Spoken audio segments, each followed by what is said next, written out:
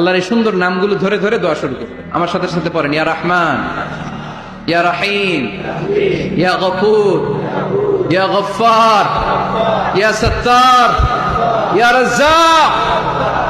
আল্লাহর এই সুন্দর নামগুলো ধরে ধরে যদি ডাকেন, ওই দোয়া কবুল হওয়ার সম্ভাবনা বেশি না কম? আরো জোরে, বেশি না কম? এরপরে দোয়ার মাঝখানে যদি চোখের পানি ফেলতে পারেন, ওই দোয়া কবুল করে নেয় কে?